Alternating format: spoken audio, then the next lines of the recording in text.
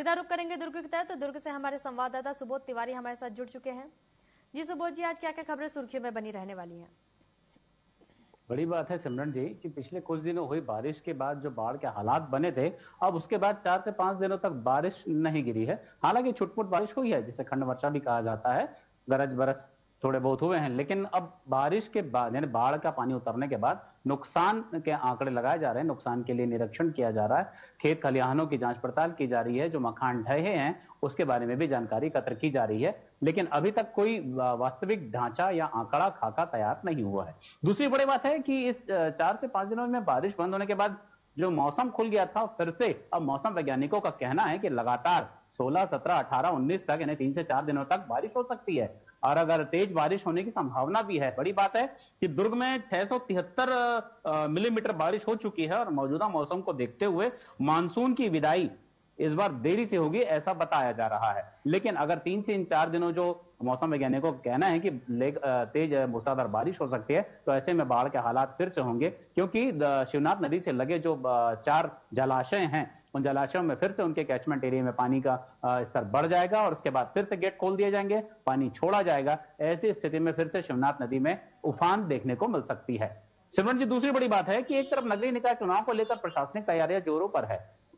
2-3 बैठकें हो चुकी है, संभाग स्तरीय, जिला स्तरीय, कलेक्टर के द्वारा दिशा निर्देश दिए जा चुके हैं। बावजूद इसके निगम भिलाई क्षेत्र में एक बड़ा मामला देखने को मिला है कि 14 कर्मचारियों को नगरीय निकाय जो आम निर्वाचन हेतु आरक्षण के संबंध में जिन्हें जिम्मेदारी दी गई थी, उन्होंने ठीक से अपनी जिम्मेदारी नहीं निभाई, लापरवाही बरती, तो उन्हें निर्वाचन कार्य में लापरवाही बरतने को लेकर नोटिस जारी कर दिया गया है। ऐसे में अब नगरीय निकाय कर्मचारियों में हड़कंप की स्थिति है, क्योंकि 14 कर्मचारियों को एक साथ नोटिस देने का मतलब है कि शोकॉज नोटिस देने का मतलब है कि कहीं ना कहीं किसी तरह की गड़बड़ी पाई गई तो उनके खिलाफ कार्रवाई भी की जा सकती है।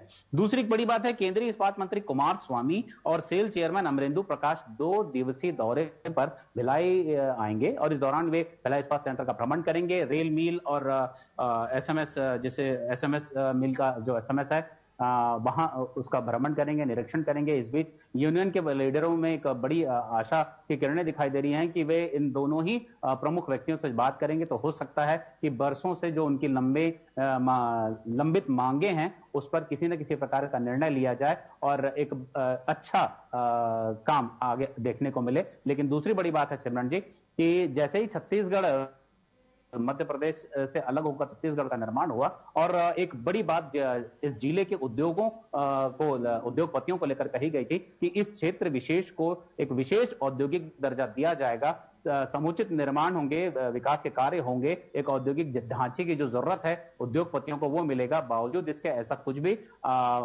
जमीनी हकीकत नहीं देखने को मिलती और उत्पादन को भी लेकर भी यहाँ बहुत तकलीफें हैं उद्योगपतियों को लेकर, उद्योगपतियों के पास। तो हो सकता है कि इस केंद्रीय मंत्री के आने से और सेल चेयरमैन के आने से इसमें बीच का कोई रास्ता निकले और उद्योगपतियों को भी राहत मिले। सिमरन जी। जी सुबोध जी, तमाम जानकारियों के लिए आपका धन्यवाद।